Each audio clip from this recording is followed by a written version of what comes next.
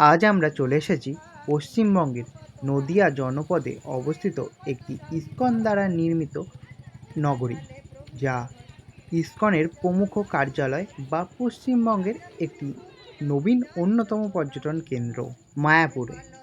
এই মায়াপুরের প্রাচীন নাম ছিল মিয়াপুর।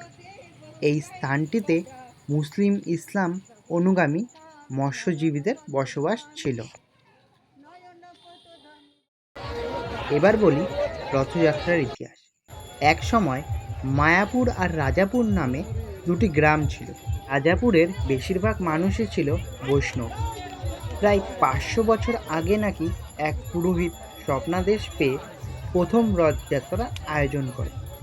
রাজাপুর থেকে রথ যেত মায়াপুরে, সেখান থেকে আবার ফিরত রাজাপুরে। বহুদিন এই উৎসব বন্ধ ছিল। পরে ইসকন রথযাত্রা উৎসব শুরু করে। এখন রথে রাম, লক্ষ্মণ এবং মা সীতাকে আমরা দেখতে পাচ্ছি।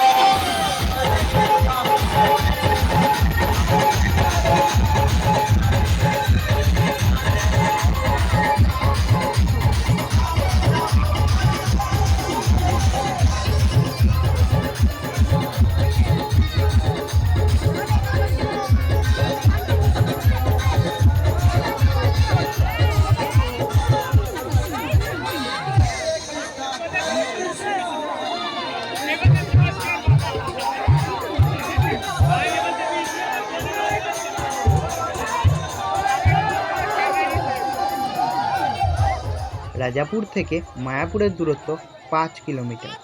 প্রতি বছর জগন্নাথ দেব, নন্দীঘোষ, বলদেব, তালোধ্বজ ও সুভদ্রা দেবী পদ্মধ্বজ নামক রথে চড়ে ভাগীরথীর তীরে ইসকন চন্দ্রোদয় মন্দিরে 8 দিন মাসির বাড়ি থাকেন।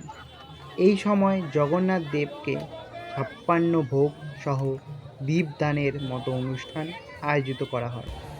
এই রথযাত্রায় জাতি, ধর্ম, বর্ণ নির্বিশেষে দেশের মানুষ এবং বিদেশেরও মানুষ এই অনুষ্ঠানে যোগদান করেন। এই রথযাত্রা 5 দিনের দিন হেরা পঞ্চমী পালন করা হয়।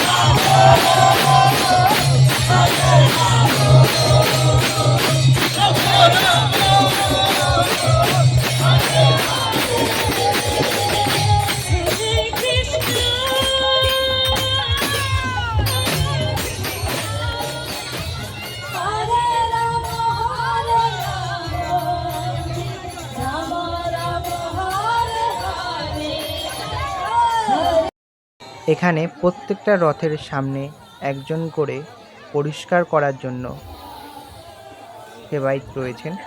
তিনি পরিষ্কার করছেন, তারপরে রথ এগোচ্ছে।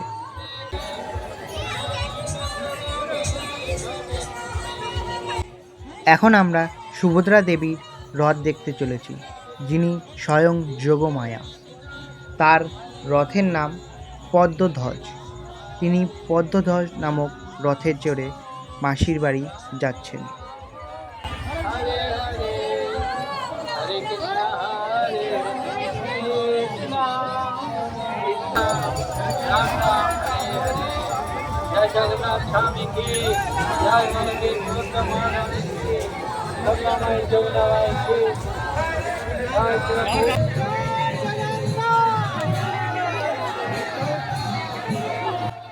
এখন সর্বশেষে শ্রী শ্রী জগন্নাথ স্বামী নয়নপথগামী ভবতুমে ভবতুমে।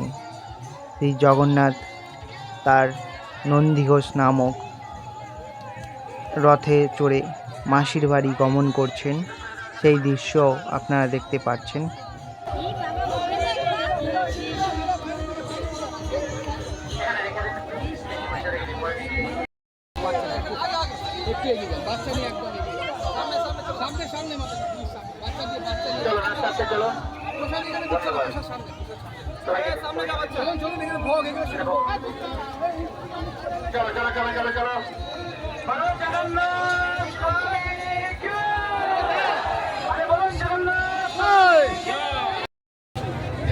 না ওকে না, এই যে এখানে কবু দিয়েছে। হ্যাঁ এই যে ওনাকে যাও মানা।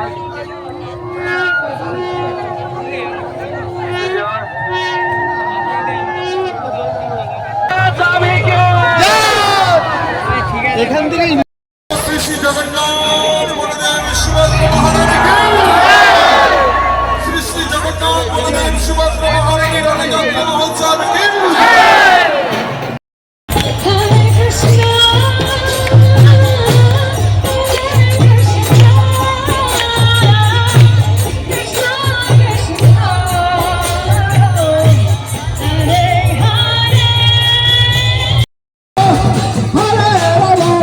রাম রাম হরে হরে, হরে কৃষ্ণ কৃষ্ণ,